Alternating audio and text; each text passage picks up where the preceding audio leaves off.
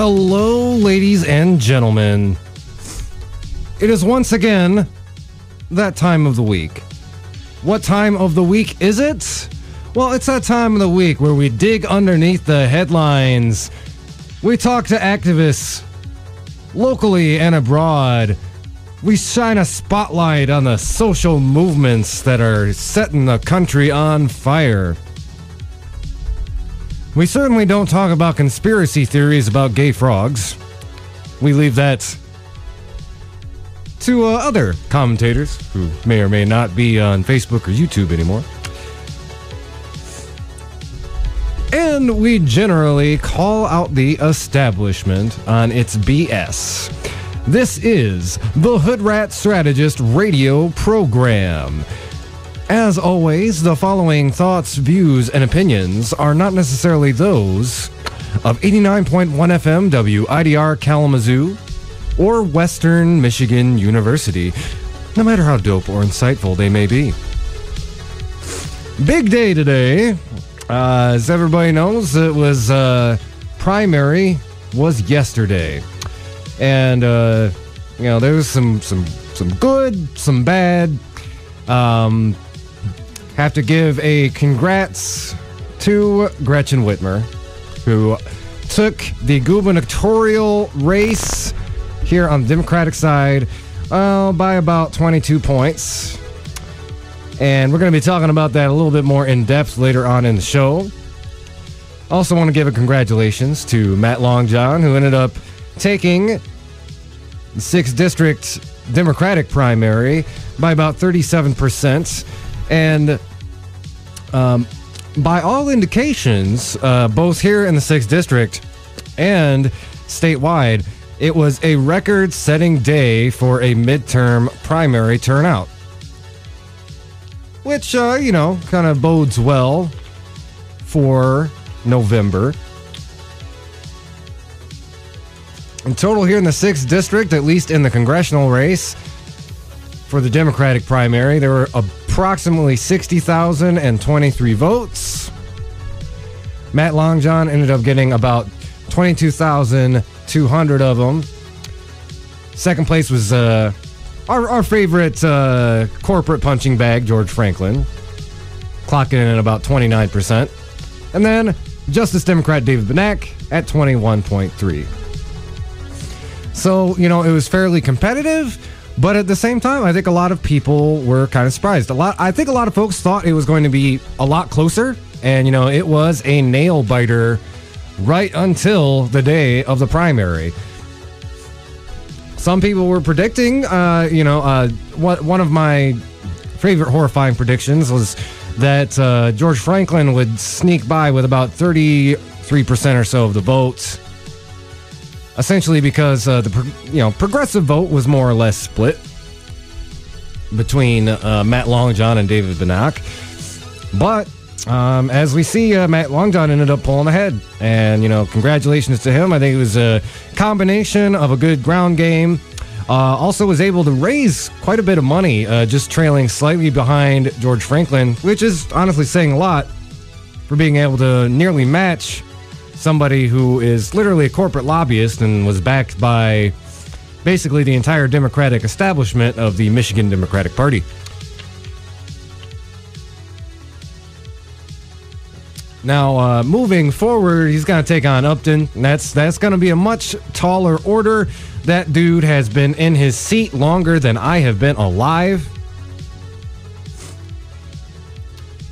And, the way that the momentum swings here in the district, there's a lot of moderates and centrists who like Upton. He's not a particularly offensive politician, like, say, the orange jack-o'-lantern we got in the White House right now. But, he is going to have to campaign his butt off, reaching across lots of different constituencies in the district. As putting on my Hoodrat Strategist hat for just a second there, I think it's going to take a few things. And all of them, they really need to go and do some things that haven't been done before, but are absolutely and vitally necessary.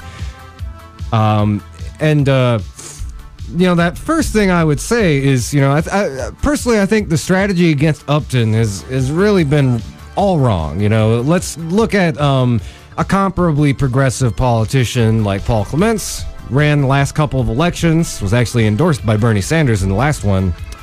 All of his ads basically tried to tie Fred Upton to Trumpism, and that's not even particularly new. A lot of the campaigns preceding that would try to tie Fred Upton into the GOP establishment, and basically like Mitch McConnell, etc. It's almost similar to what a lot of the GOP does, where they say, guess what, so-and-so is Nancy Pelosi's best friend. Oh.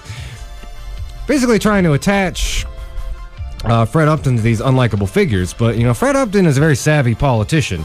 He knows the line to walk. Now, if you actually pay attention to his voting record, it's absolutely abhorrent, and you can tell right away, oh, this is a guy who does not stand for his constituents, unless you count the local mega conglomerates that reside here and, well, outside of here as well. But, he will come out on the right side of certain issues. I remember during the 2016 election, he actually took a stand against Trump's rhetoric. And he's also come out to defend people who are under attack by more conservative members of the GOP. So what's it going to take to unseat Fred Upton? Well, luckily for Matt Longjohn, if they really understand this and take this to heart, we are in the middle of an ongoing populist revolt. And, it didn't start in 2016. One could really point to its origins in 2011 in the fermentation of both Occupy and the Tea Party movement. There is kind of a transpartisan recognition and desire to oust, these kind of establishmentarian corporate politicians who are really just in the pocket of special interests. I think anybody who wants to run a successful campaign against Fred Upton has to realize that and hit him right there where it hurts. You gotta paint Fred Upton, quite accurately I might add, as a tool for the corporations of this district. And if you can do that, that could be a winning campaign. And you know what? Hold on just a sec. I'm going to let my co-host in. We will continue the discussion.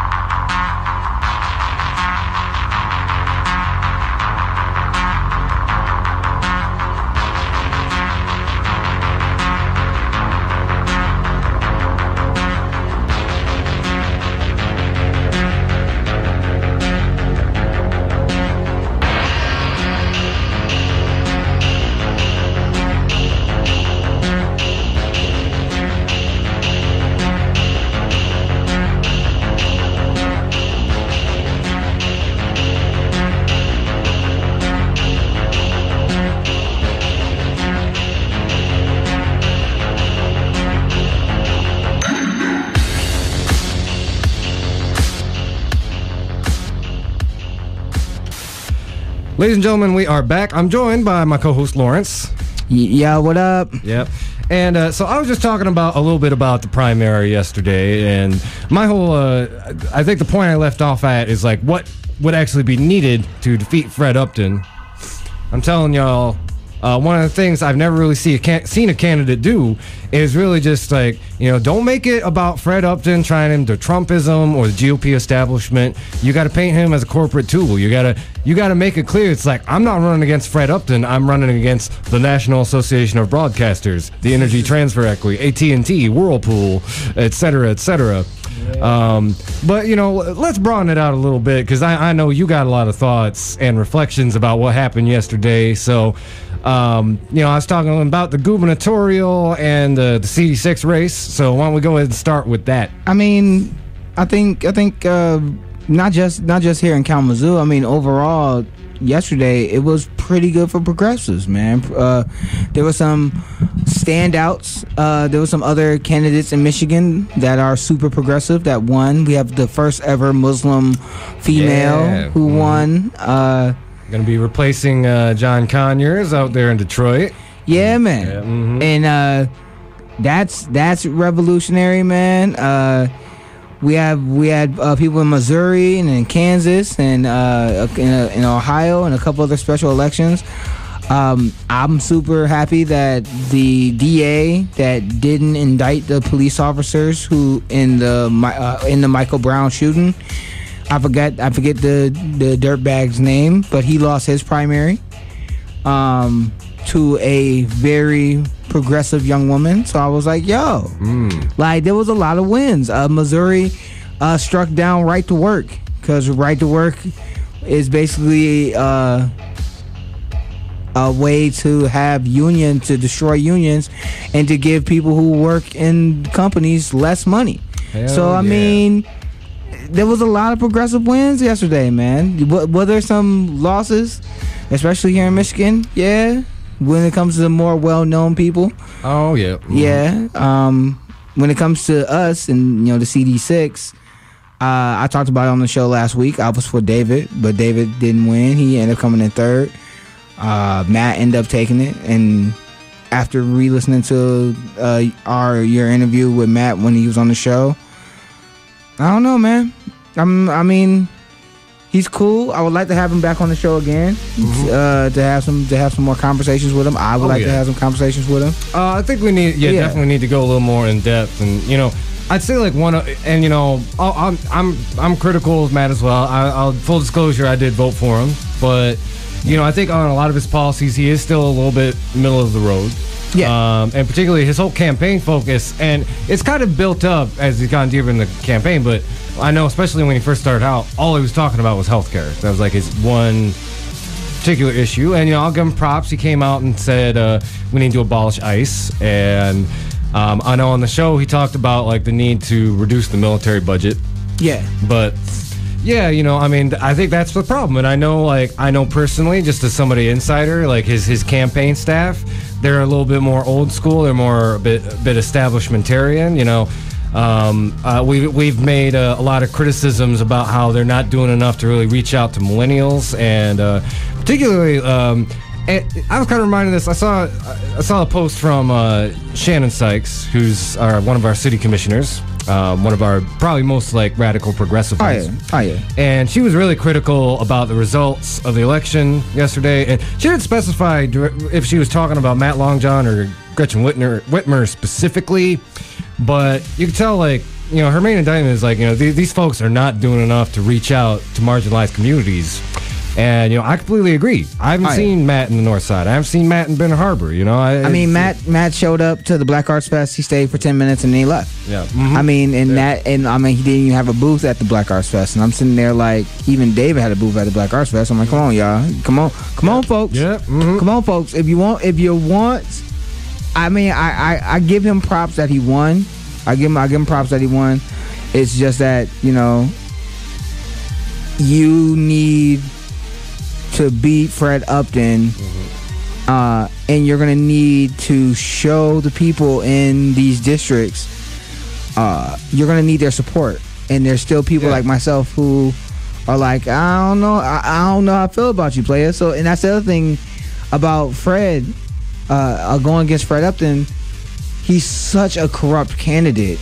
So if you're not running your ads based off of policy, based off of from a non-corrupt point of view, or you don't have a truly progressive platform, I don't see you beating Fred, man. And you have to be able to communicate that. And I think a lot of that strategy too, it relies too much on like, there's going to be this blue wave and we're just going to have huge voter turnout. It's always focused on like mobilizing people who already tend to vote. Yeah. And like the only way you're gonna get an upset against Upton is if you are able to inspire and convince people who are usually too cynical to vote to go out and vote for you. Right. And that was the other thing. That's the other thing with Abdul. Now the thing with Abdul though, I was sad that he lost. I was inspired because he got 33% of the vote in a 3-party race, and I'm sitting there like in a state that has a large Muslim population, especially in Ann Arbor and on the east side of the state. He got a lot of votes over an establishment person who had more name recognition, and Abdul did not have that much name recognition until he started being mired in controversy. That's when Vice News and The Intercept finally wanted to give him some information. And Michigan, and I also got to talk about online media. Gretchen's commercials and stuff was blasted everywhere. Mm-hmm. The problem that I was having with Gretchen is like when it came to her campaign ads and things like that, when it came to her getting her name out there, it sounded like it was low information voters that she would have speak for her on her commercials. And I'm sitting because all her ads were saying, I like her energy. She knows how to cross the aisle and get things done. She's been legislating for the last 14 years. Yeah, like it comes from the same like campaign ad script that's been used the last few decades.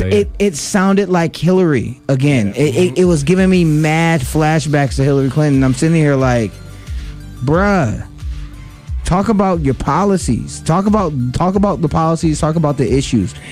Having people say, I like your energy and you know how to cross the aisle or whatever to get things done does not inspire people to want to come out and vote for you. No. Even though, again, she won, but if she continues that way in the general without addressing issues and policy, then we're going to have a problem. We're going to have a problem named Bill Schuette. Yeah, dog. Oh, my God. Yeah. Bill Schuette. Oh, man. Oh, my God. And, it was kind of like a foregone conclusion for a while he was going to be the nominee. But, yeah, this guy's bad. He presided over the Flint water crisis. He's endorsed by Trump for good reason. And his campaign ads are all like, you know what? We need to be meaner to immigrants. Yeah, basically, man. Just, Jog, like, so bad.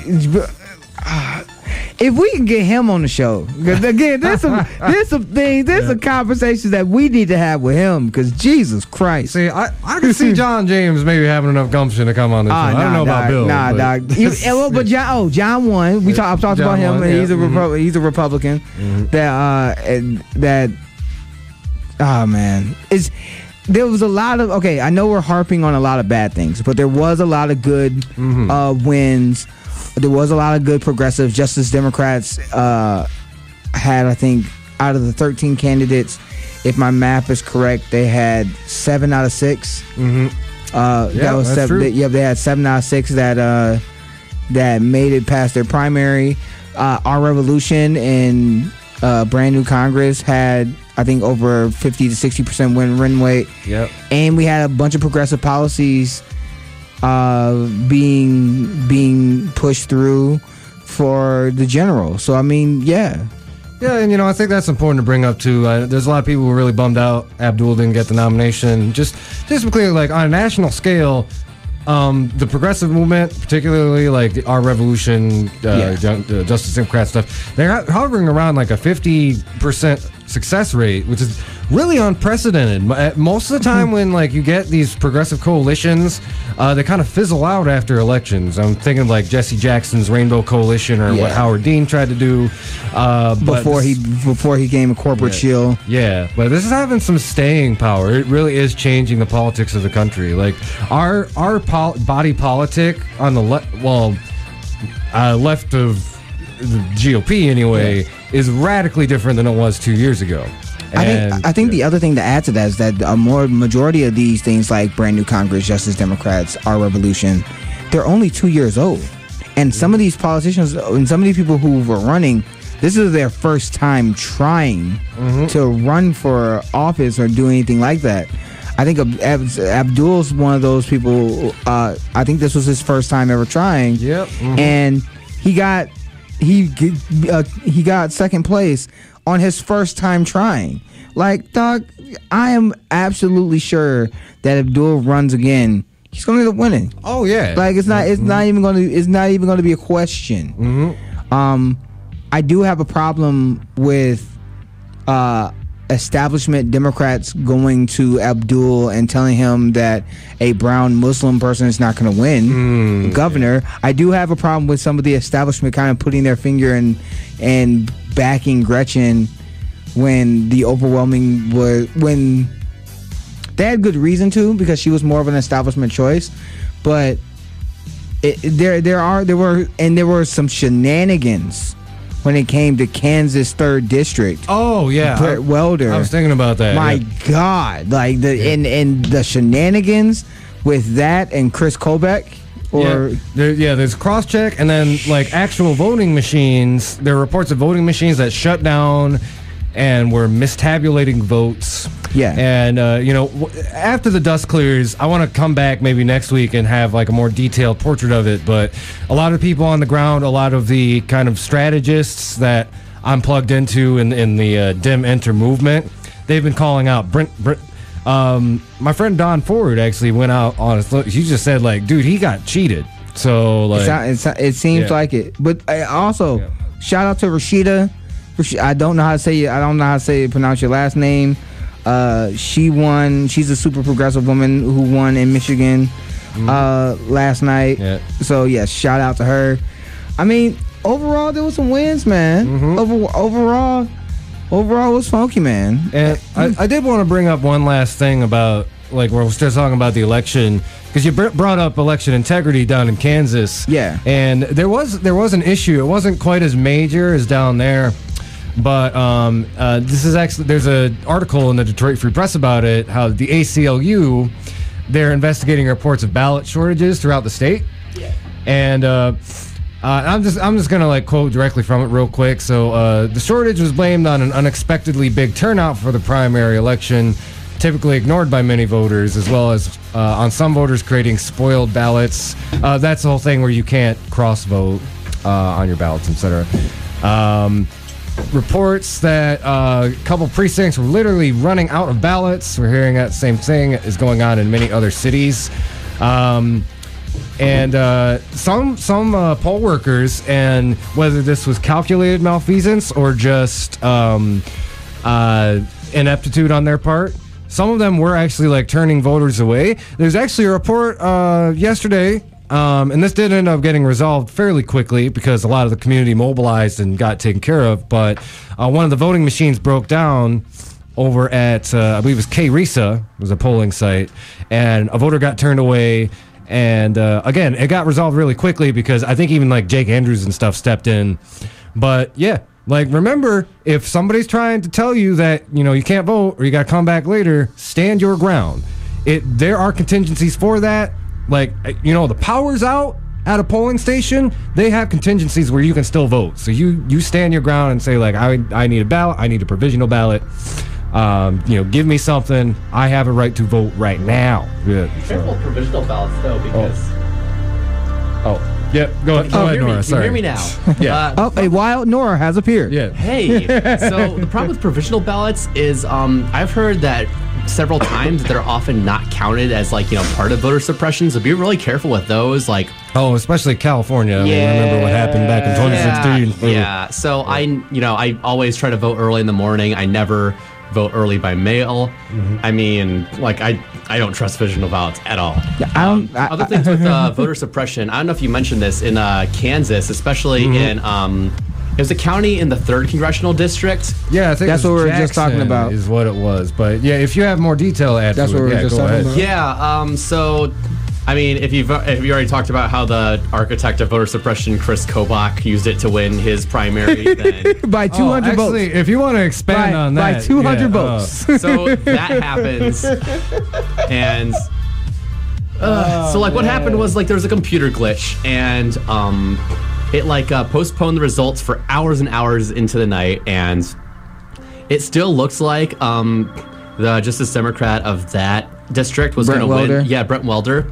And as it's been announced, it looks like he hasn't. And, of course, Krobach narrowly took it over the other guy. And there is a paper trail at least, so there is a possibility for a recount, but I can't imagine that Kansas law makes that easy. My thing about that is that the newspapers that were talking about it, they were talking about it, and the way that they were talking about it was, well, they need to make sure that they have the machines fixed for November, and it's like, no, you have problems now. Yeah. Like to say we have an official count right now when they had to stop counting because the machines were messed up in both the Democrat and Republican race, then yeah, there are some issues there and that we need to fix. So get your life together. Like I don't like kicking the can down the road. Yeah? No, but that's the thing that about the reason why we do this show. Our job is not to in the media. Your job is to challenge power. Your job is to verify. You're not supposed to be a stenographer and just take whatever the powerful tells you. You're supposed to be skeptical. I'm skeptical if it's 3-4 hours later, we're supposed to get election results and they're mysteriously shut down because the computers were messed up. Nah, son. Like, I need the New York Times, Intercept, Guardian. I need the Kansas media. Star, whatever it's called. Media, Kansas Star. I need all of them to be like, yo, we don't trust this. What's going on? We need an investigation. I have an idea. If we want to get the mainstream media to cover like these election problems, just go to a polling site where there's problems and issues and just start talking in a heavy Russian accent. Or CNN will be there right there. Or find a local porn star. You know what I'm saying? Like, that's the only other way that the mainstream media is going to cover it. You know what I'm saying?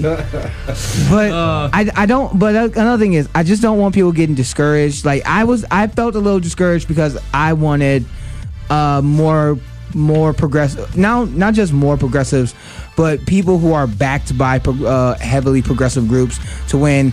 I don't like the fact that Emily's List, people who are backed by Emily's List, and I've noticed, I saw some great analysts talk about it. Emily's List always backs the more conservative person.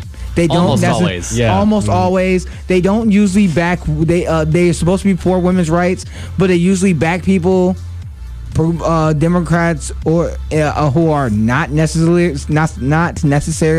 when it comes to policy wise helping women in women's rights. Yep. So it's like, dog, I'm tired of people falling for the okie doke.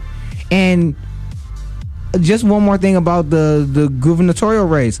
I was upset that Sharif Thanadar got 16% of the votes. Oof, yeah. But at the same time, I'm sitting there like, Abdul Al Saeed is a Muslim trying to run a heavy progressive man running in Michigan, and this was his first time trying to run, and he got second place. I can't get mad at that.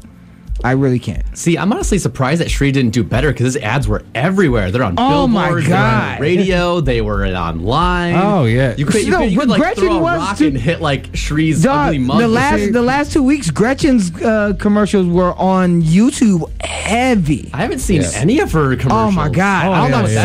All I've seen is Gretchen, and I might see Shree. I think I saw one of Abdul's commercials maybe once or twice, but it was mostly Gretchen's commercials. Yeah. As somebody. Part of my job, I ended up seeing a lot of the morning news. It was either like, fix the roads, fix the roads, fix the roads. Be mean to immigrants. Be mean to immigrants. Be mean to immigrants. We need to fix the darn roads. And I'm like, if your tagline is "We need to fix the darn roads," and you have nothing else to talk about, I have a problem with you. Well, that's a Michigan thing too. Every gubernatorial candidate, I think, since Michigan has existed, has run on fixing the roads. All right, I'm like, my thing is, Gretchen's been she's been in politics for 14 years, and the road still ain't goddamn fixed. Like, come on, son. Come on, son. Good point. Yeah. But again, is she better than the alternative? Yeah, so begrudgingly I probably will vote for her. It's the same thing with Matt. Like I know y'all supported Matt. I'm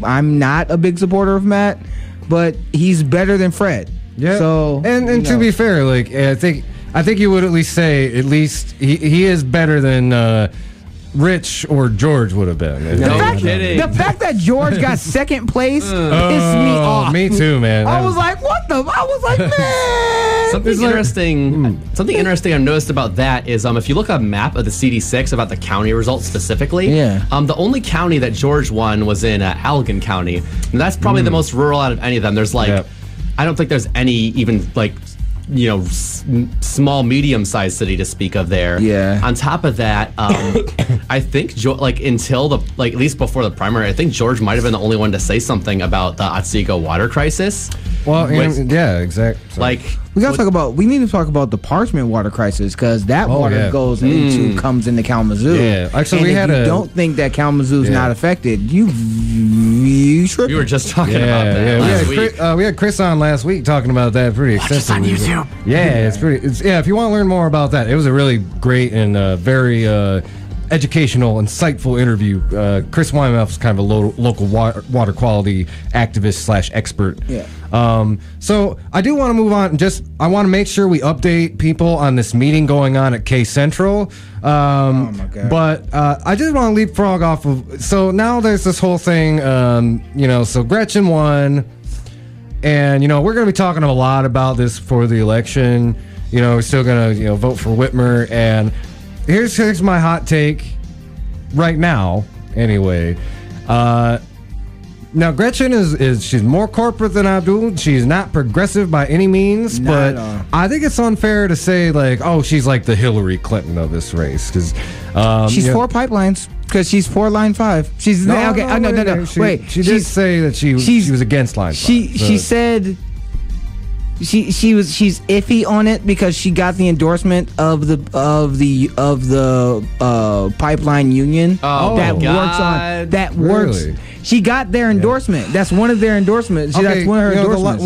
One of the last debates, I thought they all said, "Yeah, we're going to shut down Line 5." She got some line workers endorsement, some other unions endorsement, and some of those people work on Line 5. The only reason why I know about this is because I talked to a couple of the campaign people from Matt's campaign, but also from Davis, and they were, and she came in, was like, "Yeah, I might."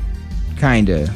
Okay, well, you know what? I'm going to pause on what I was about to say then, because for me, the climate stuff, that's one of my make or break issues. So I think overall, she'll probably end up because she has to cater to the base. Mm-hmm. So overall, she will probably end up, shutting it down or doing some concessions so it's not as bad as it could be. But within that same token, I'm like, nah. Dana Nessel's going to beat her to it. That's what I think. Yeah. She's the real deal. Yeah. It's like when she made it to the ballot, I was like, hey, I might not even be that upset if Abdul doesn't win. I'm still pretty damn upset. I'm honestly more upset about Abdul not winning than about Matt or winning CD6 because we're not going to get anything through the federal government in years and years, but we had a chance to really make things better in Michigan now within the next 2 years, but we're going to have to wait a little bit longer for that, it turns out. Here's the thing. Gretchen if she adopts Medicare for all the way that Abdul was talking about it, then if she Blue Cross Blue Shield might have something to say about that. No, but that's my thing. If she implements something like Medicare for all in Michigan, I will feel better about voting for her. If she does not, we're gonna have to have a conversation. You know what I'm saying? But there was a write-in candidate, a random write-in progressive Democrat, Justice Democrat that was a write-in candidate. I forgot his name. This is Matt Morgan, yeah? Yeah, Matt Morgan. He ended up winning. Yeah, and I'm sitting here he was a write-in candidate. Well, he was write-in, but he was unopposed, so he had to get a small percentage of the total vote. Yeah. So he had to get a 5%. I'm like, dog, you're a write-in, and you end up. I mean, that's still pretty impressive. I was like that. Yeah. I'm like, yo, that's that's wonderful. Can I say a couple other things about the primary? Oh, sure. Yeah. So, I haven't checked the results in Washington State recently, but it looks like the progressives aren't going to be winning in that one. In Kansas, even though Brent Welder lost and he was backed by like almost every progressive group you can think of, the person he lost to was a gay Native American woman. So take with that what you will. Like, I wouldn't even completely count that as a loss per se, but like, you know, that's just. And in the U.S. Senate primary for Missouri, that's Claire McCaskill's seat, and she's one of the more right-wing Democrats in the Senate. She's I don't know if she voted for Gorsuch. She might have, but she said that she was thinking about it. She said she was thinking about it. Well, she won her primary in a landslide, 82% over like 5 others that tried to beat her. So like when I was talking earlier about how it's like almost impossible to primary an incumbent senator, like I wasn't kidding. Like this is how screwed we are. Like this is going to directly affect the Supreme Court. Like the way the Senate works is the number one reason why I'm super disaffected with our political system. No, my thing is it's people versus money, and that's the thing. If you have 5 candidates trying to take on an incumbent, then it may not work out in our favor. But if you have one really dope progressive that's taking on an incumbent, kind of like how Alexandria Ocasio-Cortez did when it did against Joe Crowley, then we have a better chance of winning. You know, I mentioned this the other day with you know, when this race started, there was actually like 6 candidates, and 3 of them were outspoken progressives, and Matt is like kind of like, I'm moderate, but I don't take corporate money, you know, and you know, look, I don't got a problem with a robust primary, but there should have been some conversations. I think like those progressive candidates should have had a sit down meeting at the start of this and be like, who do you think should run? Because it makes it all the much easier for people like George Franklin or Rich or even like somebody a little bit more to the center like Matt to win a primary if the progressive vote is split all over the place. Yeah. I don't know. I'd still have a hard time calling Matt in the center if he's for single payer, abolishing ICE, and that's descaling the wars and for free college. Like that's center for the majority of the country. The overwhelming majority of the country wants that, so that is center. Let's not get hung up on terminology. I was like, that's left. That is left. I think let's just say for now, like I think Matt kind of started in the center and he's shifted left since. I hope so, because if he comes back on this show and I'm on here, we're gonna have some conversations. All right, so we want to let you know something right now. It's about 5:40. I have a recommendation. Do you have y'all have a car? Recommendation? Y'all car, or maybe you got a Lyft or an Uber app on your phone? Well, if you don't like propaganda and brainwashing, you might want to head on down to K Central. Now, why is that? Oh, okay. This is actually a follow-up to a story we talked on the show about a month ago or so, and this was the proposed curriculum changes by the Michigan Department of Education, which is run by a bunch of Looney Tunes Republicans, including, guess who? Guess who is the main architect of this? Mr. Patrick Colbeck. Oh, you mean the guy who was like too right wing even for the Michigan Republicans? Yes, that guy. That guy decided to pen. This is what I want to be taught in schools. So there's going to be a meeting at Kalamazoo Central tonight about these proposed changes, and it's basically just an open forum from 6 p.m. to 8. You can go down, tell them how you feel about this. It is jankety. It is real bad. I was gonna give y'all some highlights, and I mean more specifics. I mean, one of the specifics is they want to take out the Underground Railroad, and they want to take that out of the history books or not being talked about in education. I think one of the other things that they also don't want to talk about is reproductive rights and gay rights. Yep. I also think that they also want to change. Is it that they don't want to say they don't want to talk about slaves, but they want to call them immigrant? What was it?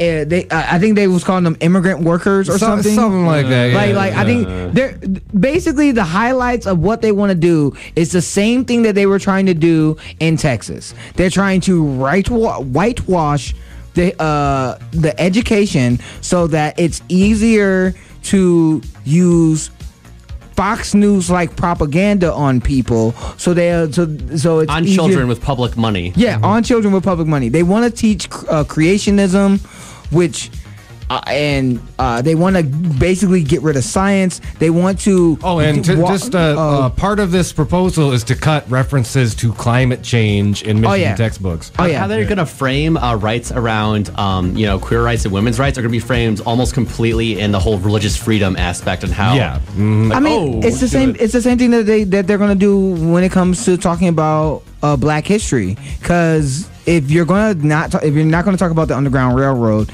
and you're going to say that slaves were immigrants, then we have a problem. Oh yeah, and I want to cite this one specific thing here. 5 existing references to the NAACP have been cut, with a lone reference remaining in a section on the 1920s on its quote-unquote legal strategy to attack segregation. And here's the really insidious thing about that.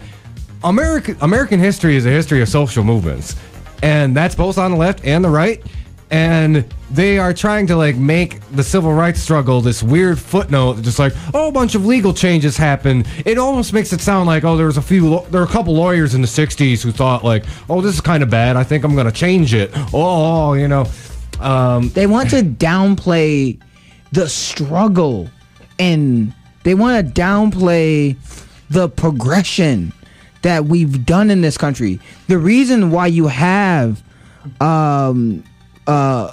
marriage equality is because of the 1964 Act, because of the Civil Rights Act, the Fair Housing Act,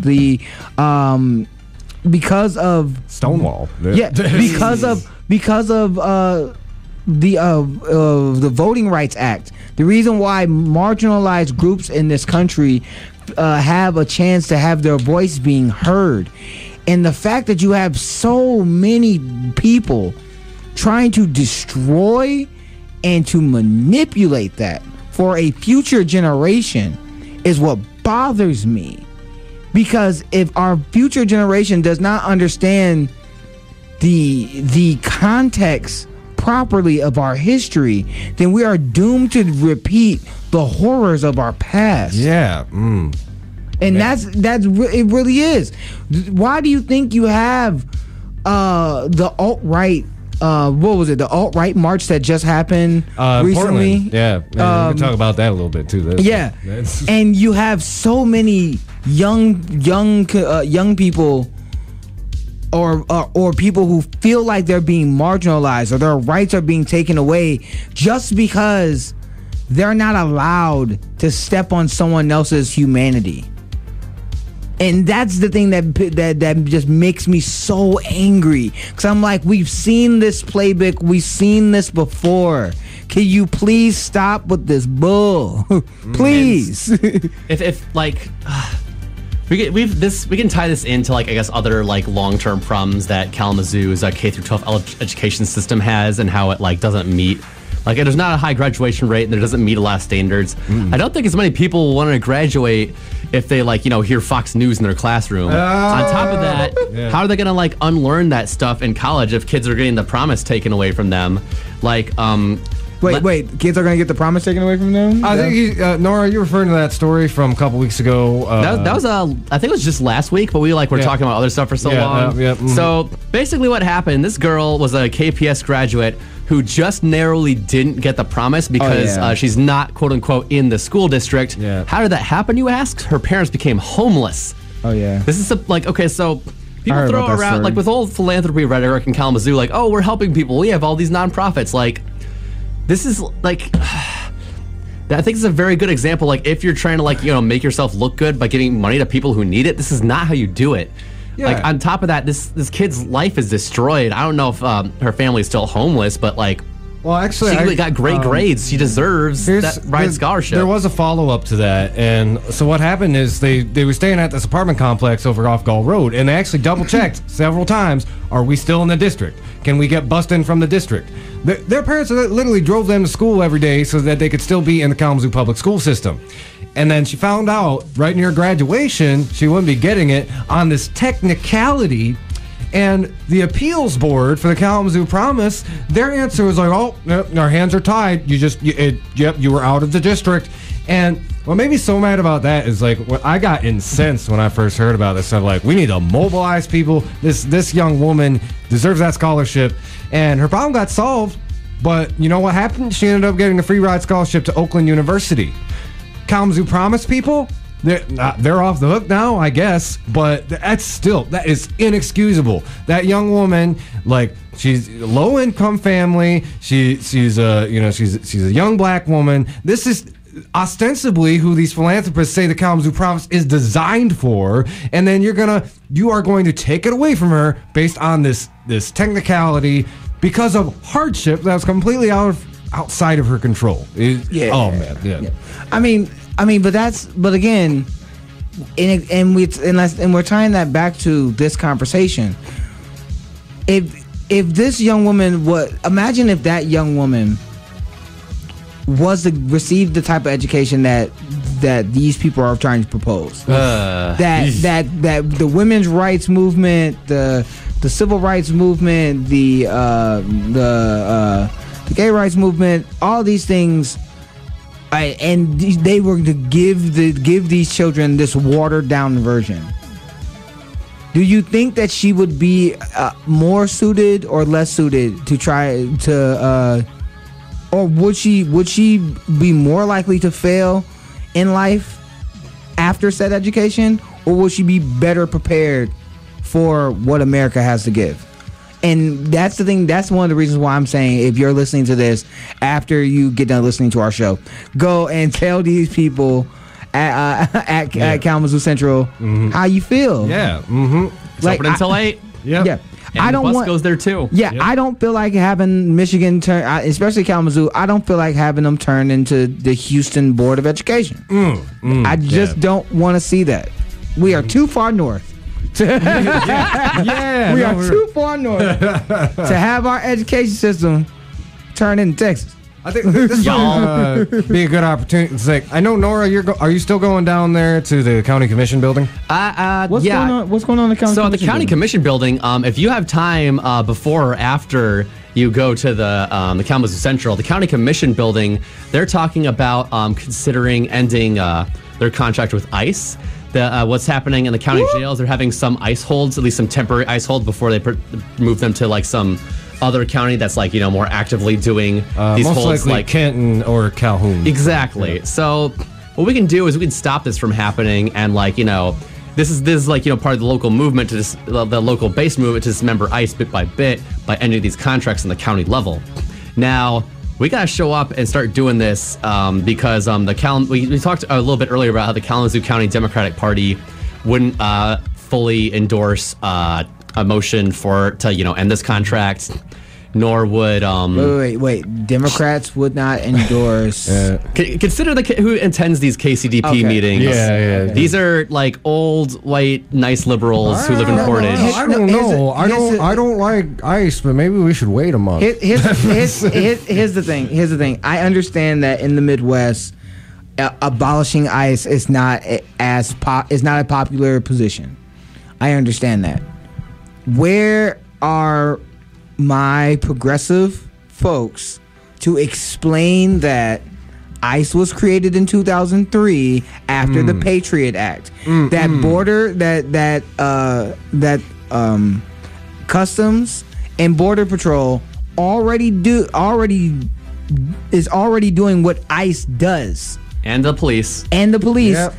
They already do the job of what ICE is doing. On top of that, there are private prisons that are holding undocumented immigrants that ICE control that have been reported in the Huffington Post and in the Washington Post that they're basically doing slave labor. Yeah. And torture. They're doing And- solitary confinement. They were drugging children until very recently. They were drugging children. Also, a couple of another story that came out. One of the ICE officials was a pedophile, and he was probably more than one of them. And he was molesting one of the kids. Like again, where are my people to make that argument?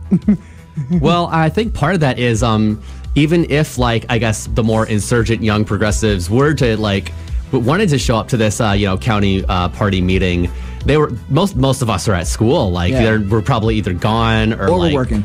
Or we're working. Yeah, and let's not kid ourselves. And like it's way on the other side of town. Like, a lot of the young people in this town are concentrated in the school areas and in the Vine neighborhood. Like, I don't think a lot of us want to have to go our way all the way out to where the airport is just to voice our opinion to like a party we're used to not caring about us. Theo and Stacy's out on Portage. That's the thing. That's the thing that I was having a problem with. We're probably going to have to talk about that off air. But I'm happy that there are people. I'm happy that statement or that notion is starting to get more attention, and people are starting to understand that ICE was created in the same vein to destroy our fundamental rights, the same way that the Patriot Act destroyed some of our fundamental rights.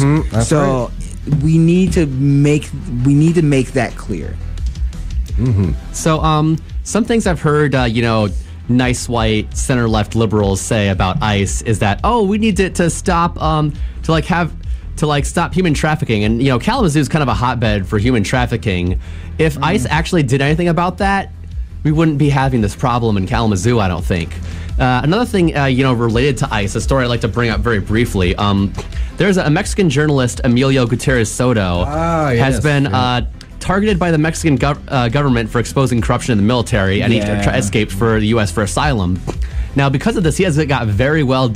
He's very well documented as being targeted as a journalist. Mexico is one of the most dangerous countries out there for journalists. Yes, and he was detained by ICE. He was separated his son for a while, but they've since been reunited. Thank God.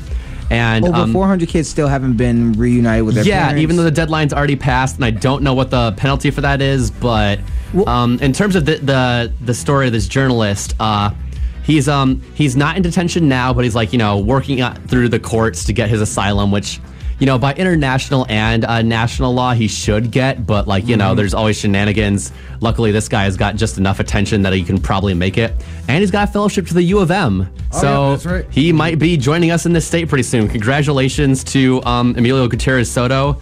Good luck at U of M. My brother's there, and he's studying his butt off. Yeah.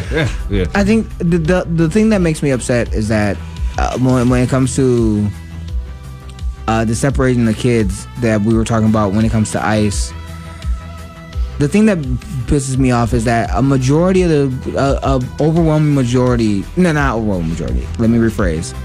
There's a portion of people that were separated from their kids that, one, their children have been put into the foster care system, and two, their parents have already been deported. So they don't know, they have not been able to reunite them, because to find those parents, they will have to go into Mexico to get them, or go where they deported them. So that whole story and that whole thing pissed me off recently. But again, we were supposed to take our break a while ago. Yeah. Okay, let's take a quick little break. Y'all listen to the Hoodrat Strategist radio program only on 89.1 WIDR Kalamazoo, your only source for political revolution.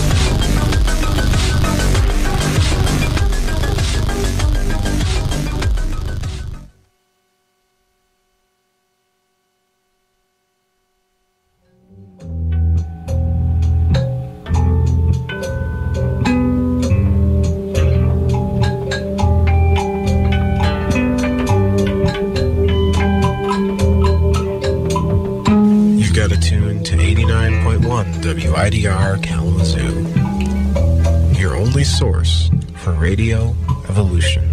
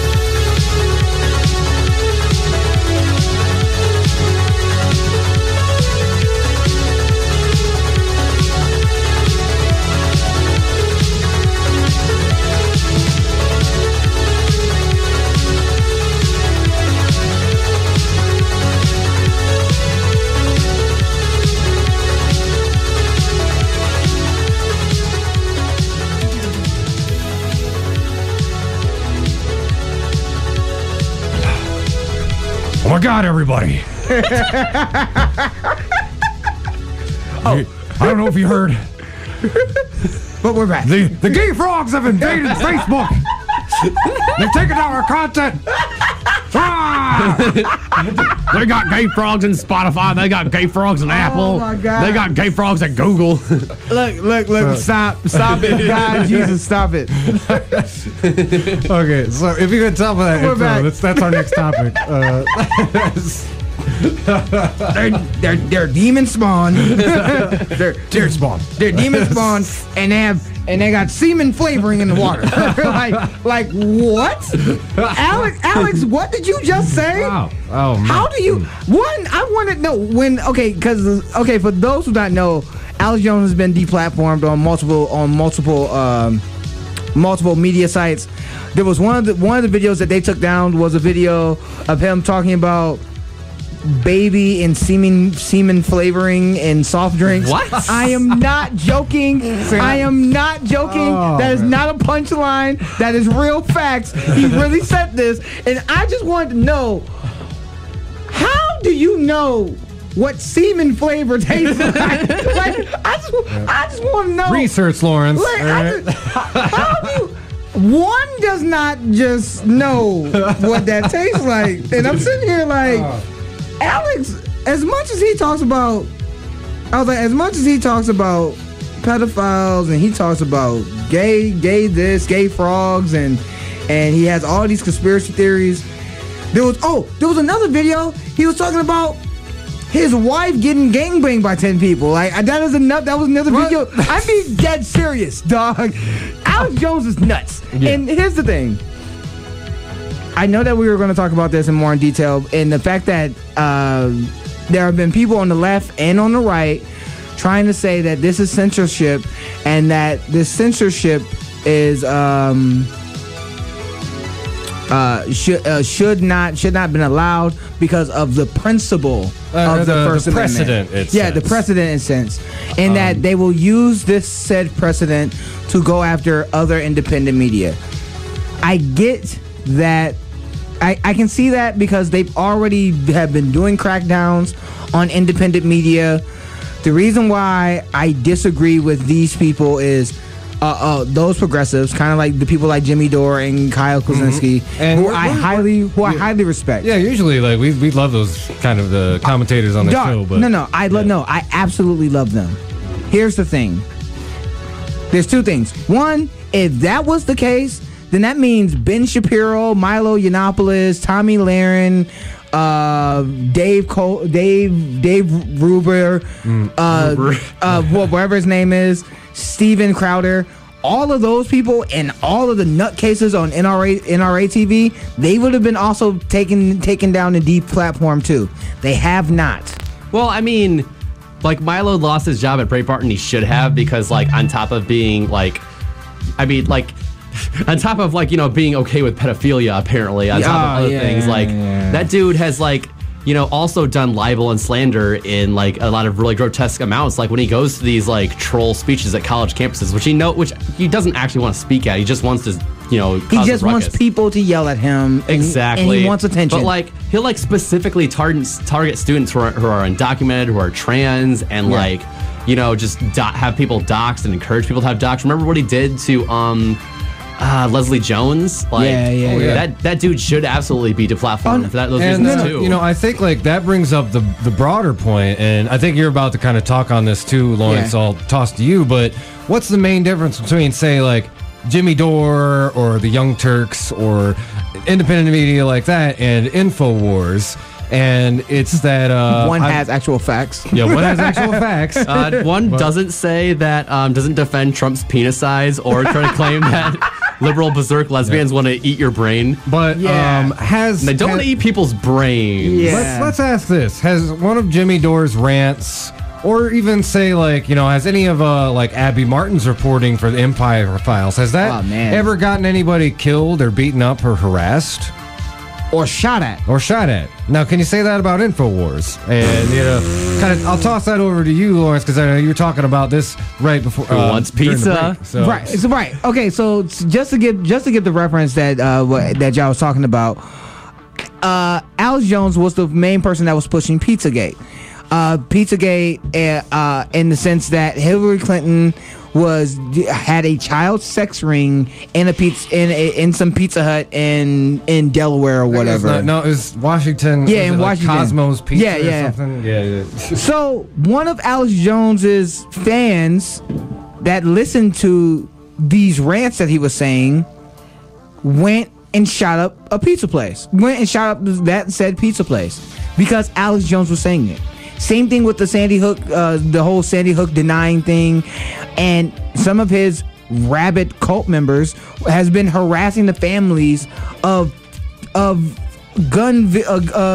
mass shooting, school shooting victims. And I just want to paint a vivid picture that imagine like your 6-year-old child gets killed in a school shooting, and all of a sudden there's this guy who has a huge internet platform telling everybody online that you're a crisis actor, that it's made up, that it's all a hoax in order to get people against guns. And sending your address out. Sending your address out. These people have been getting death threats. There's people. They talk about how they have to constantly move. How they have to. Their child's grave has to be hidden so that it doesn't get vandalized. It's like this is real horrendous stuff that is happening directly because of this guy's conspiracy theory BSing. Yeah. No, but that's the other thing. There's a difference between free speech and hate speech. Can hate speech be protected? Yes. When the Ku Klux Klan does their march in Kalamazoo and back in 08 and 09 and they do it some other times, you know what? They have their right to say what they want. I have no problem with that. You can have that. That's not even what I'm mad at. What I'm mad at is that when you are doing stuff like Bill O'Reilly and Alex Jones, when you are inciting violence, like when Alex Jones talked about Pizzagate and things of that nature, when you're making threats to government officials, which he has on multiple occasions, then you're no longer protected by the First Amendment. Not in any way, shape, or form. And Trump has done it. Milo's done it. And that's the thing. You need to be deplatformed. The reason why is because what you're saying and the things that you're doing is is under constitutional law no longer protected by the First Amendment. So that's the difference. Now, and I get why people are saying they're going to come after the left or they're going to come after independent media in the same way. They already have. The thing is that calling out the media on pushing propaganda or calling out our government for lying to the American people is different than saying that using anti-Semitic rhetoric to saying that we need to eradicate people that we don't agree with. those are totally different things. Yeah. I am glad that Alex Jones has been deplatformed. He can burn in hell. I'm glad that the NRA is going bankrupt because they can also burn in hell. I mean, there's been a lot of stories this week that's made me say, "Look at God, won't He do it?" That was one of those things. This was one of those stories. Yeah. It was one of those stories that said, "Look at God." I have a quick comment/correction earlier. The pizza shop that was in Pizzagate was Comet Ping Pong. Oh, so if that's you want to support those those poor small business owners got stepped on by this conspiracy theory, go there. Also worth mentioning while I'm at it, in the DC area, you have MX DC Cocina Mexicana, which is the Mexican restaurant that Kristen Nielsen, our DHS secretary, got shouted at. Go eat there when you're in DC. What's the name of that Mediterranean restaurant that gave us the $1 like shots or margaritas? I don't know. That's pretty dank. And in Virginia, just southwest of Charlottesville, the Red Hen is where Sarah Huckabee Sanders got shouted out of. Yeah. So the Red Hen. if you're in the area, if you're ever protesting in DC, hit up me and Nora. We can give you some recommendations for you to eat afterwards. Yeah. No, but here's the thing though. Like, this is the thing that just to put a pin on this story. Alex Jones and InfoWars they can claim that the government is trying to deplatform them. I do think that all of the internet oligarchs, which is Facebook and YouTube and these type of platforms, can ruin independent media if they choose to. But at the same time, they deplatformed this man because this man is a nutcase. If they truly were going to do the same thing towards everyone else, that means Ben Shapiro, Steven Crowder, Dave Rubin, Colin Noir on NRA TV, they would also be deplatformed as well, and they haven't been. So slow down, son, you're killing them. Well, with NRA TV specifically, they might have deplatformed themselves because they just got hit by an insurance lawsuit in New York. That's bankrupted them basically. So with that on top of Look at God, won't He do it? Basically, what the NRA tried to do was sell insurance to would protect gun owners under any circumstance, including things that are very clearly illegal to do with guns, like shooting somebody in not self-defense. Yeah. So the New York state government cracked down on that, hey, you can't do that. You can't have insurance for killing folks. And that kind of pushed them out of New York. And there's still a lot of, even if New York's a blue firewall, there's still a lot of conservative money that floats around there. There's rich white people that live there, make no mistake.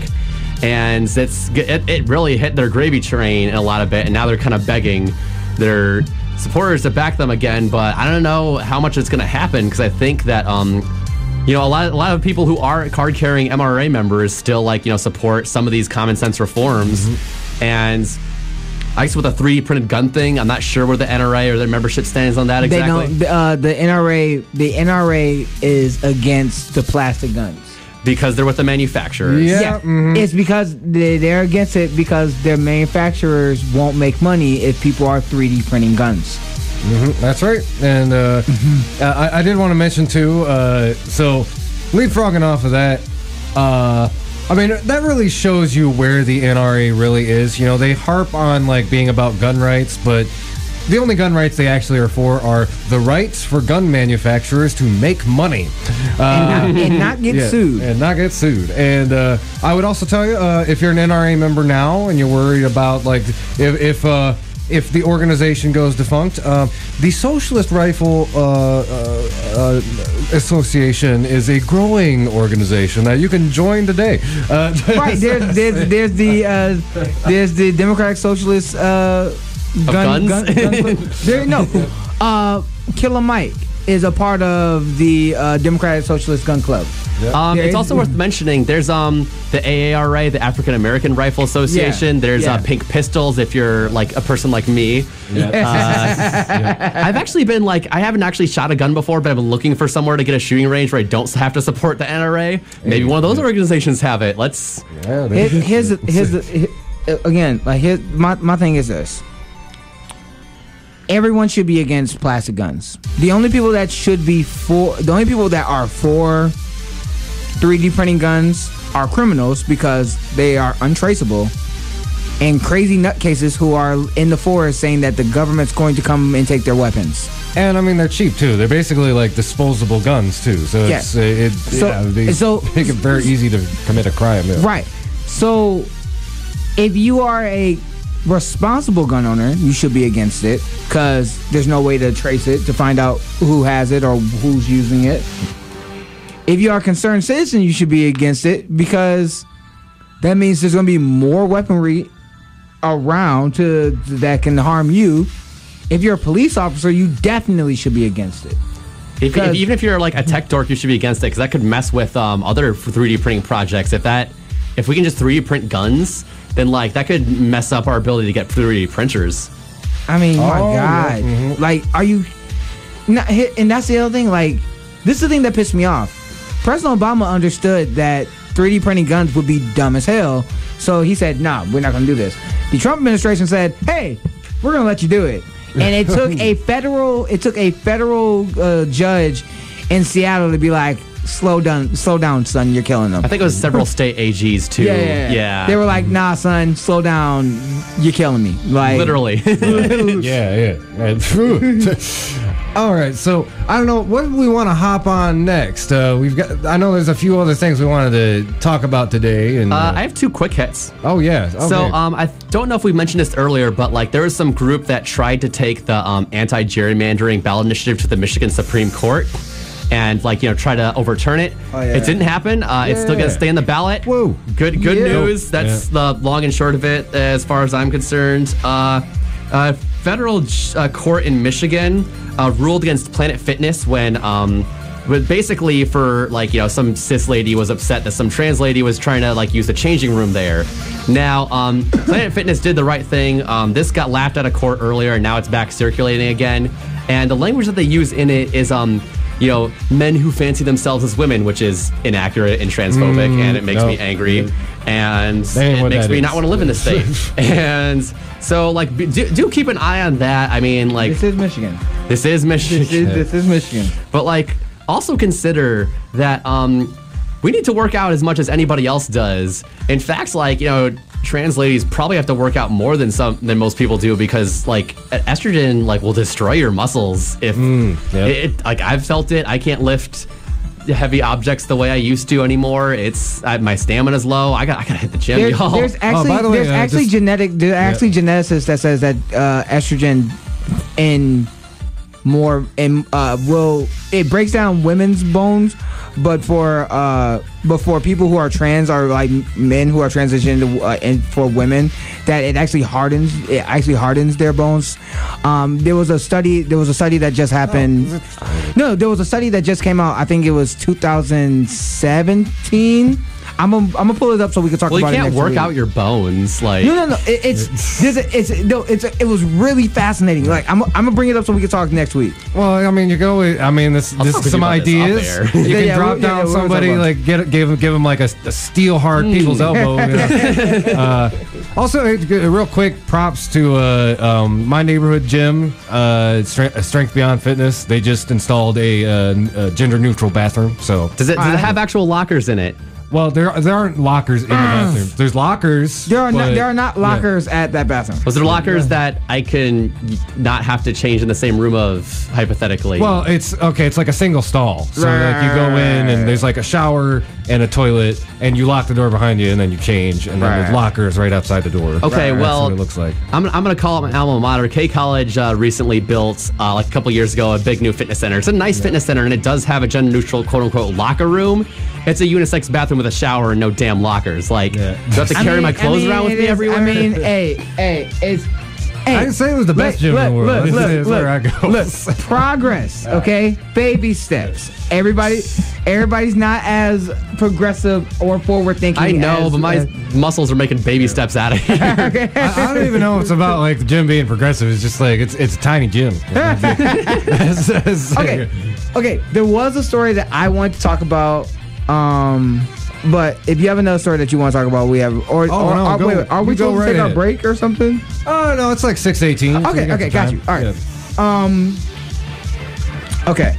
So Trump admitted that he lied to the American people when it came to knowing about the meeting in 2016 when it came to getting dirt on Hillary Clinton.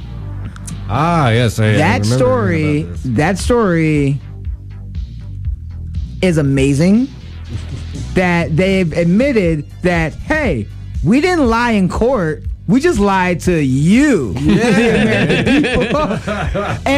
and I'm sitting here. I was sitting there while I was listening to this story, and I was because Guardian, Intercept, and TYT was talking about it, and I'm sitting there like, so they didn't lie in court yet, but they're gonna end up having Trump have a conversation with Robert Mueller where he is going to lie, and he's already admitted to obstruction of justice in public, and did it again on Twitter pretty recently. Yeah. So it's like he keeps committing crimes in public. I'm sitting here like, geez, look, he's not smart enough to do a cover up. He is one of the most incompetent men that I think I've ever seen in my entire life. Mm-hmm. Okay, that was a quick hit. Let's not talk too much about Russiagate, unless we end up like something I found out recently, that Russiagate actually emboldens Putin in his own country, because he always rigs the election in his favor, but the turnout for him was significantly bigger this time, and a lot of that does have to do with Russiagate. Like they, I think the people that might have been on the fence of him before in Russia were thinking, oh, he is able to work with this country that's been recently hostile to us in Syria, and the fact that he's he's got this whole strongman persona, and if he's really able to with a country with a fraction of the power of the U.S. is able to overthrow their empire and install a puppet there, that's gonna be a huge ego boost to him. Even if it's not very accurate. Here's the thing. I said this. I've said this on the show before, and I'm only repeat it here. Two things can be possible. Two things can be true at the same time. Yes, Russia could have influenced our elections and try to subvert our democracy. At the same time, they did so by telling Americans the truth that Bernie Sanders got cheated in 2016 and giving us that information. But, and to add to your point, there are other actors that also influence America's election. Benjamin Netanyahu bragging about how he got Donald Trump to get out of the Iran nuclear deal. Saudi Arabia and Qatar going to Trump's hotels and spending an extra $300,000 there, and that was a way for him to launder money straight into Donald Trump's pockets. Again, I get that. There's Cambridge Analytica from the UK. Yeah. Mm-hmm. There's Turkey. Yeah. There's a bunch of businesses that he opened in Turkey. Yeah. So I get that when we talk about Russiagate and things of that nature, that there are also other factors and other players that are also involved that has nothing to do with Russia when it comes to subverting our democracy. And I want to be clear. We should have the same policy for everyone. That includes Russia as well. If Russia tries to meddle in our elections and try to subvert our democracy, then we need to address that. Stealing someone's ID, stealing people's identities and things like that nature, that's not cool. I don't care who does it, and I don't care what country you come from. But also influencing a particular party by giving them indirect or direct contributions, that's also a problem as well. We need to address that. Well, I mean, it's the same thing we talk about all the time, money in politics. Yeah. Yeah. And, but there was another quick hit that I wanted to talk about, and I'm sorry to interrupt. Oh, go ahead. No, yeah. There was a recent story that took place. A journalist went to an ISIS bunker, and at that ISIS, the British journalist went to an ISIS bunker and looked at the ammunitions that was inside of the bunker. All of the ammunitions that the ISIS fighters were using came from America. Yep. All of them. And it did not get any press in the United States. It got no traction in the mainstream media. Oh, wow. I was like, I think I sent y'all that story, but I was sitting there like, wow. Not one story in the United States is going to talk about how our weaponry is getting in the hands of the terrorists that we're supposed to be fighting. Well, then, I mean, those very same networks will have commercials. Meet the press. They'll have ads for, Northrop Grumman. Defense contractors. Defense contractors. Yeah, I mean, GE and Lockheed Martin will, will. And it's like, I don't know if you're in the market for a fighter jet, but, like, it's like, people's like, why are there ads for that on TV? It's like, it's basically hushed money to these news shows so that they don't cover certain stories like this that expose. It's like, oh, wow, yeah, actually, yeah, a lot of our war budget is tied into war profiteering. Yeah. A couple other quick hits on news related to international relations in the Middle East. An interview, I think it was with it was on the Jimmy Dore show. He this guy he had on, like, that was a former CIA guy. He said, like, a warning sign of war with Iran is if more aircraft carriers start showing up in the Gulf, in like the Indian Ocean, and just the areas around Iran. Now, the reason, like, part of the reason is because, like, we'll brag about, we have superior air support there. We don't, because Iran is friendly enough with China and Russia that they would have air support, and it would ignite World War III, by the way, in case you were wondering. Fun. So, if aircraft carriers start going towards Iran, and I know it's not an easy thing to keep track of, like, get your passport ready, get going. Ooh, yeah. And it's the same thing. It's the same thing that we're doing with Russia, man. We have battleships, not battleships. We have ships in the Black Sea off of Russia's base right now. Yeah. Mm-hmm. Like we're escalating tensions. But the thing is, and this is the thing that pisses me off about this administration. This is also a reason why I always call this President Joffrey from Game of Thrones. Is because he makes a mess, like blowing up the Iran nuclear deal, and then says, hey, instead of us threatening and almost going to war, how about we do a deal after I throw these sanctions on you and look like the big guy? How about we do a deal and I will clean up said mess that I created. Oh yeah, he does this. He did it. He does it with. He did it with North Korea. He was doing it with Venezuela. He's also doing it now with Iran. Mm-hmm. And it's not like we don't have evidence of America wanting to go into a war with Iran. We have been. Yeah, wanting to for years. Here's the thing: like, sometimes I hear like these MAGA or QAnon people. Maybe we talk about that for a sec. But I hear them talk about like it's part of the strategy and his. Which protest? Oh, the Portland. Yeah. Okay, let me finish this point. So they'll talk about it's part of his four-dimensional chess, and it's like it's his strategy to threaten these nations, and then he'll make peace with them. And it's like every time he does that, not necessarily with Iran, but with like North Korea, Russia, etc. It's I'm gonna play chicken with a nuclear superpower, and hopefully like a good outcome happens. Like there's a reason that the doomsday clock is closest to midnight than it has been since the Cold War, because our foreign policy at this point is just like do the most outrageous thing we can and hope that we can make some good diplomacy out of it. It's like, imagine how like any of these situations, if it had gone sideways in any particular manner, at this point we'd be collecting bottle caps and fighting. I don't want to set the world on fire.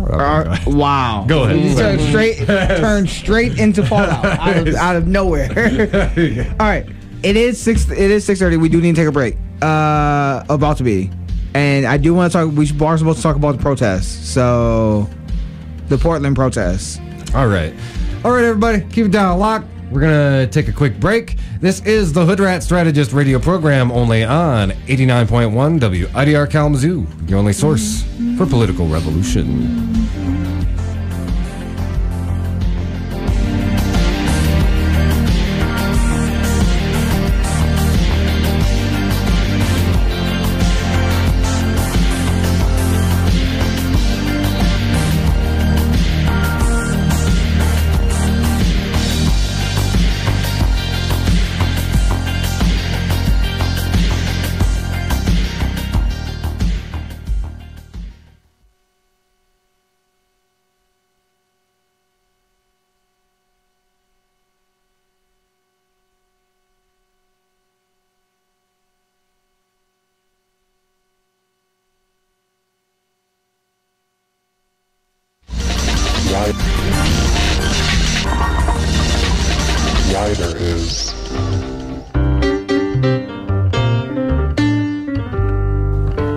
Wider is.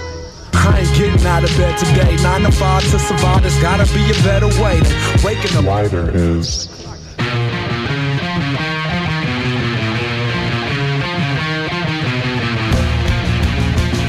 Wider is. Living lonely is a life that I've been living.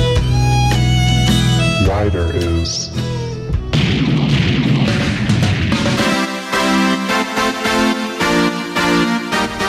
Wider is Radio Evolution.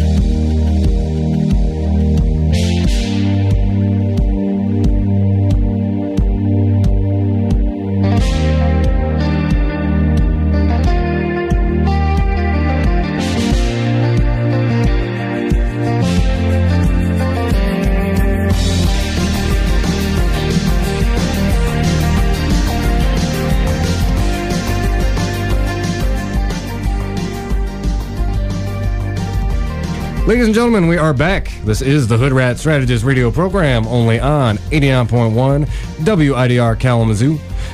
So, while we let's do a little update on the state of fascist organizing, and I kind of want to frame it around, let's do some best of times, worst of times type dealy. So, there's been a couple of high-profile white supremacist demonstrations. In the national media that we want to talk about a little bit. And I think why don't we start talking a little about Portland, what happened in Portland. Now this was primarily Proud Boys, Patriot Prayer. They're the type that they don't brand themselves as white supremacists, but they talk about the supremacy of Western culture and civilization. They actually had they had these shirts, if you saw them, where it's talking about stop cultural Marxism, and there's this one, and I kid you not, Pinochet did nothing wrong, and then there's this design of the back of the shirt read drop communists out of helicopters again, and then it had these little stick figures with the Antifa flag on their face being dropped out of a helicopter. And just to give you some sense of Pinochet was horrible. This guy, he was a ruthless and brutal dictator that our lovely CIA installed, but he had a legacy of torturing dissidents, executing them. They would have these squads that would go out and burn and rape and pillage villages. He was the textbook definition of a tyrannical authoritarian dictator. So to have these let's call spade a spade, these white supremacists out there in Portland throwing that out as that's what we need to be doing again. It's it would basically be going around talking about how great Hitler was, but they get away with it because there's not enough people really know who Pinochet was or his legacy of his tyrannical administration. I mean, it's not surprising. These right wingers are the same right wingers that were butthurt because a Confederate flag statue was going to be taken down, or not taken down, was going to be relocated somewhere else, so that the rest of the citizens that live in the city that don't like white supremacy don't have to see it. And again, who do these white supremacists love in America? They like former slave owners who used to brutalize and beat and dehumanize other people. When they say "Make America Great Again," they want to make America. They want to turn America back into the 1800s, where if you weren't a land-owning white dude, you really didn't have rights. Yeah, like pretty much. That they had the right to step on and treat you, if you're not a white male that's a landowner, however they want. And remember, they did this anniversary march, and remember what they did at their last march. They ran over 17 people and killed a young white woman that was a counter protester. R.I.P. Heather Heyer. Yep. The thing that pissed me off about the protest was that the police end up using tear gas. Yeah. The thing that pissed me off was that the police was using tear gas and was beating the counter protesters. Yeah, the anti-fascists, the police targeted them, essentially made a perimeter around the white supremacists for protection. Now let's also remember, it was the white supremacists that came there with body armor and weapons. Yeah. Mm-hmm. They came ready to fight with body armor and weapons. The anti-fascists did not have weapons, yet they got their skulls cracked in by the police. And there was literally a particular victim, and you can find photos of this online. Their helmet, a tear gas grenade got lodged in their helmet, and it's pretty graphic actually. And if they hadn't been wearing a helmet, they would be dead right now, because there was a huge gash like right on their head and their cranium. It almost reminds me of like back at Standing Rock that night on the bridge when Sophia got her arm torn apart by a concussion grenade. Like, it's that scale of violence perpetrated by the police, and you see the pictures of it. And this is literally right after that round was fired off, where there's all these cops in their riot gear. One of them's just got a big old smile on their face, you know. When we talk, here's the thing, and there's been multiple stories that some of the police officers are white supremacists. Mm-hmm. Some of them are also KKK members, are also alt-right members.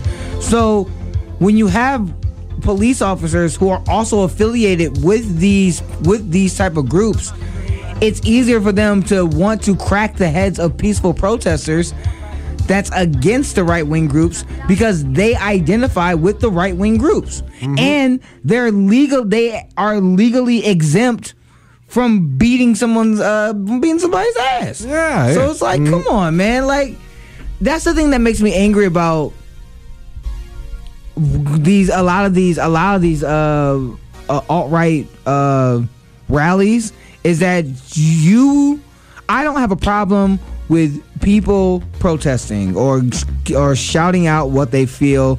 You have a right to assemble. I also have a right to counter assemble, and I also have a right to say that what you are saying is full of garbage. If someone that's listening to this conversation wants to say that our views, or my views in particular, are garbage, you have a right to do so.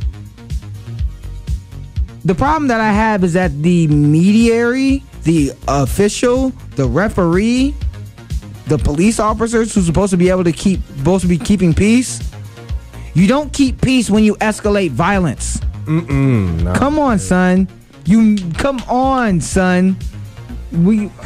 It bothers me so much that when you're escalating violence, you're no longer being a fair mediator. You have now taken a side. Yeah, and actually, I saw somebody post, just one of my friends post online. They were a little despondent after seeing this, and like, man, why is it that the fascists always outnumber the anti-fascists? And I actually corrected them. It's like, that's not necessarily true. There's actually, in a lot of cases, there's actually a really great article from It's Going Down, and they're kind of like a independent media source for anti-fascist protesting and kind of anarchist stuff. And they do a really good, like, kind of sweeping article about, like, year one of anti-fascist organizing, and it paints a vivid... It's almost like reading about the Civil War, because it's like, some battles the fascists won, some battle the anti-fascists won. What I think you need to understand from a historical perspective, though, is ever since Charlottesville, it has been markedly harder for these fascists to really organize en masse. Like, it's not until very recently that they've really tried to start doing this again, like around this anniversary. Very proud to be a Michigander, because when they tried to organize in Lansing, they were way outnumbered. They got their butts whooped. Richard Spencer has gone back into whatever closet he crawled out of. I mean, that's the thing.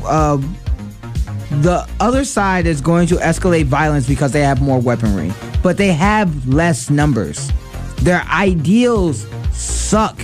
That's why you have neo-Nazis joining Confederates, because their ideas suck. And the other thing that gives me hope is that, yes, you're going to have people who counter protest, and the counter protesters are we have more numbers on our side. We are on the right side of history. The thing that makes it upsetting, or makes me laugh, is what you were saying, is that they have. It's more difficult for them to organize. Why? Because these numbnuts don't realize that they're the same people who we are fighting for in our policies. The majority of those people don't have enough money to buy a bus ticket because they are making less than $30,000 a year. You want to know what would help that? Us raising the minimum wage to a living wage and tying it to inflation. A lot of them are just misinformed, and they've been lied to, and they've swallowed propaganda. There are some people on the right that are like that. 50% of the right of Republicans are like that. They can be saved if we actually engage with them in conversation. Then you have the other 50%, which is those nutcases that were at this rally. Yeah. These nutcases, you're not going to be able to. I shouldn't say you're not going to be able to convince. It's much harder. Yeah. To convince, because they're entrenched in their ways. And there are some great organizers out there. Former like neo-Nazis who do kind of like these recovery and outreach programs. But yeah, for the most part, like these people are kind of like too far gone, and it's potential. Anybody has the potential to be redeemed or rehabilitated, but in the moment, you got to defend your communities from these people. And some communities are doing that a little bit better than others. I wanted to kind of contrast this with some like little bit better news, good news out of Washington D.C. They tried to organize a satellite rally for this Unite the Right thing there, which I don't think it's actually happened yet. But Dog, most of them ain't got no satellites. Most of them barely got a cell phone. Like most of these alt-right brothers, most of those dudes that's on the alt-right, they probably got Cricket or Metro PCS. Like they ain't Skyping in. Yeah. Like, that's not happening. So there was this plan. And it kind of follows the same logic of these police out in Portland where, like, oh, nobody likes these fascists. We should probably try to protect them. They were going to give them their own trains, their own subway trains to use in Washington, D.C. for transportation to the rally. But, what happened? Well, the unions and the workers who actually run the subway system out in Washington were like, hell no. No. And again, that was one of those. I remember us talking about that story. That's one of those stories that make you say, look at God, won't he do it? I mean, let's put it in perspective. If it was the Black Panther Party, if it was if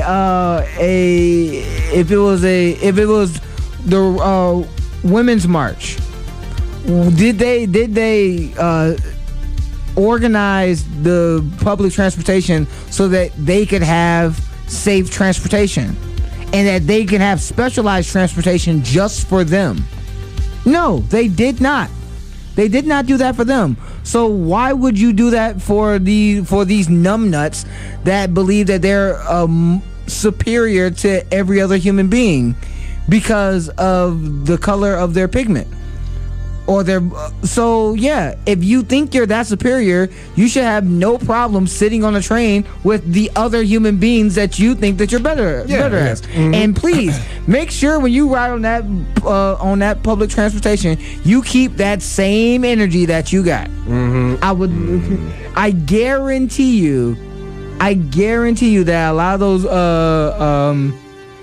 lot of those white supremacists that were riding that train were not as loud and proud when they got around other minorities on that small train. I would imagine not. I keep thinking about that one video of like the guy with the swastika armband, and he's like, "Hey, everything's all right. Let's just talk." And he gets punched. No. Yeah. No, there was a video of the dude at Charlottesville who he was running away from a group of anti-protesters because he got separated from his friends, and he was like, "Hey man, I was just trolling," and he took his shirt off and started whimpering and crying because he thought that the anti-protesters was going to beat his ass. They didn't, but it just made me laugh. I'm like, yeah, in a group, these dudes are all big and bad. When you catch them by themselves, they don't want that smoke. They do not want that smoke in any way, shape, or form. They surely do not. Yeah. Oh, there was another story that just a transition from that story to another story that I wanted to get into the news. Wells Fargo. Did you hear about Wells Fargo? I don't think I did, but please enlighten me, Lawrence. Okay. They're usually such a trustworthy corporation, So. Nah, bro. Okay, so Wells Fargo. For those who don't know, Wells Fargo was a part of, has been in a bunch of scandals. First scandal that they were in was creating bank accounts for, creating other bank accounts for some of their customers that the customers did not know about. So basically stealing their customers' identity and without having permission. There were also issues with fees, giving extra fees. Basically the people who didn't have a lot of money, they would give extra fees. Yep. There was another scandal that they're recently having. They've been foreclosing on more houses by basically doing straight through technicality recently, and they were caught doing it. And the thing that pissed me off about it is that Wells Fargo has been caught committing fraud like this, taking people's houses and taking people's houses off of technicalities because they make more money by taking your house instead of you just paying your fees. And they blamed this recent scandal between let me read the article for you. Oh, please do. Yeah. This is in Market Watch. Between April 2010 and October 2015, a malfunctioning Wells Fargo tool miscalculated wealth homeowners would qualify for federally backed programs and modified mortgages payments and keep their homes. Right. Here's the problem. It was basically to see if they could modify their mortgage payments to keep their homes. The problem is the computer glitch. They said that the computer glitch affected over 400 to 500 people, and those people got their homes taken away. Oh my god! Here's the problem. The other problem that the other problem with this story is that it's not getting any national attention, and the only places that I found people talking about it was on Democracy Now! And the Young Turks. Mm-hmm. Well, they usually are the ones talking about corporate malfeasance, but yeah. I heard like a bits and pieces about that story, but just like, oh man, like okay. The way Let me. I'm scrolling through the article of Media Watch. 625 qualified customers were denied loan modifications, causing at least 400 to lose their homes. So they lost their homes because of a computer glitch, and the money that Wells Fargo made because of this computer glitch, they're only giving $20,000 to those 400 customers that lost their homes. Did you say 400? It was 400 people. It was 400 customers that lost their homes, and they're only giving them $20,000. Oh my god! No. Think about this. You lost your home. You lost your home. So the bank that took your home says, we're going to give you $20,000 because we messed up. Here's the kicker. Here's the kicker. Wells Fargo did not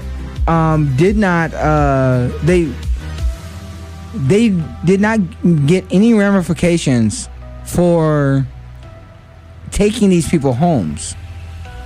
They did not get in. The miscalculation. The thing that pissed me off about this is that we've seen Wells Fargo do things like this before. Elizabeth Warren has called them out before for basically doing fraud like this, and they're not gonna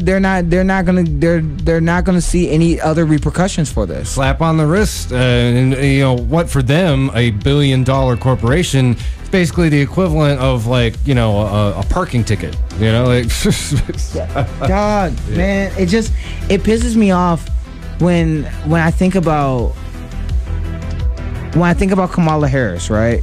And I think about seeing fraud like this, and you have DAs who know that this type of stuff is going on, yet they don't do anything about it. You have people in power who's supposed to be protecting us from garbage like this, and they don't. And these robbers get away with it. If I had a computer mistake and I was running a business and I had a computer mistake with my small scale business and it robbed people of their houses, I would be going to jail for years. Oh yeah. Years. Right? As we've seen most of the time, like these bad actors usually only get in trouble when they rob the rich. Only when they rob the rich. Because again, who was the dude from One West Bank and Steve Mnuchin? Bernie Madoff. No, wait, different scandal, I think. Yeah, different scandal. Yeah. It was Steve Mnuchin that ran One West Bank, right? Yeah. Mm-hmm. That was basically doing this same type of thing, and Kamala Harris didn't prosecute him. Yeah, she didn't prosecute him when, and it's basically the same thing that they were doing. I'm like, the CEO of Wells Fargo should be fired for this fraud, and definitely not given some sort of golden parachute. That's for sure. Man, I want to talk about a happy story. But okay, yeah. Why don't we leave off with a happy one, and then we're at like the 6:53 mark, so it sounds about we got about time for one more. So yeah. Oh, there was a happy story. A former Black Panther that was accused of murdering a police officer actually was released from jail and exonerated because they realized through DNA evidence that he did not do it. Dope. I'm like that. I'm like, see, it's those type of stories that makes me smile. Yeah, give y'all a little bit of hope. Yeah, we getting some radicals out of jail. We're getting some radicals in Congress. We'll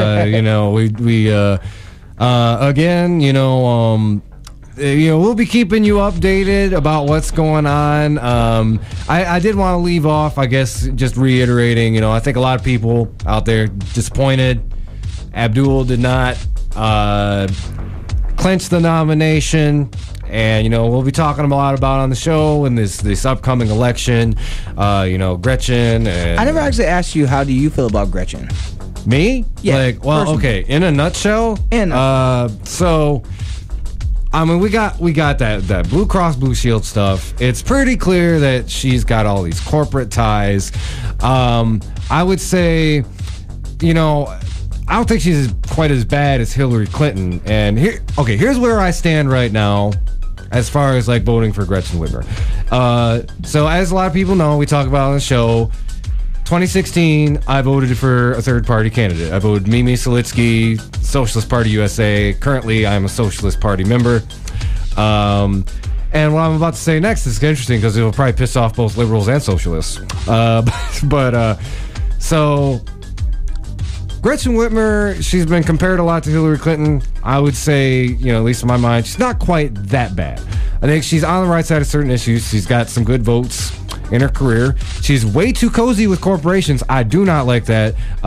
Colleague Jessica Martin put it very eloquently when she said, probably the worst thing about Gretchen Whitmer is, like, instead of Abdul, who I feel like I can implicitly trust, if Gretchen becomes governor, I feel like I'm going to have to babysit her for the next 4 years to make sure she doesn't screw us over. But, I feel like, if we're talking about harm reduction, I mean, look at Bill Schuette. Oof. Ugh. Yeah. And, there were 3 reasons I didn't vote for Hillary Clinton in 2016. And it was the first election I ever voted for a minor party candidate. And here were the 3 reasons in order of priority. One, that election was stolen. She stole the primary. And in a very real and tangible sense, as somebody who was a Bernie Sanders volunteer and donated a lot of money, like, I feel like they literally stole my money and stole my time. Not to mention, this is an email that isn't mentioned nearly enough in the whole context of the WikiLeaks scandal, that Pied Piper email. That was probably the most morally outrageous and unforgivable thing that the DNC did in that whole election cycle, was elevating Donald Trump, even after he started saying all that fascistic crap, like, get him on TV, he'll be easier to beat. Yeah. That's number 1. Number 2, she was a war criminal. I mean, and number 3, and this might end up influencing outcome how I vote on Whitmer. And this was the final nail in the coffin. This is what did it for me. This is what made me say I cannot vote for Hillary Clinton. It was when the DNC Platform Committee voted down a ban on fracking, ban on fossil fuel extraction. And, to really summarize that, here's what that meant to me. That meant Hillary Clinton's campaign was saying, oh, you know what? Let the peasants go extinct, but, throw them a few solar panels so that they stay in line, So, Gretchen Whitmer, as far as I know, she hasn't committed any war crimes. She did not outright cheat to win her primary. And at least as far as I've heard, she's standing in the right stuff on environmental issues. But what you told me earlier is some cause for concern. It's a little. She could be shady. Yeah. She could be a little shady. I will have more information on next week for that. And, that's going to be my whole thing. It's like, don't ever give anybody your vote for free. I know Bill Schuette's bad, but we got some time. We got to push that woman, ban fracking. I want to hear her calling out Nestle. And I want her to hear her saying she's going to shut down Line 5. So, yeah. Here's my thing. My main issues that I care about overall is Medicare for all. That's the number 1 issue. If she's not for Medicare for all, I don't care what kind of blue you are, if you are or progressive you are. If you do not support Medicare for all, I'm done with you. I cannot rock with you. As a person who's had asthma all their life and has seen the cost of my asthma medication go from just from low hundreds to $350 within the matter of a few years. Like, dog, I can't mess with you if you do not support something that the overwhelming majority of Americans support. And, not just Democrats, overwhelming majority of Americans support.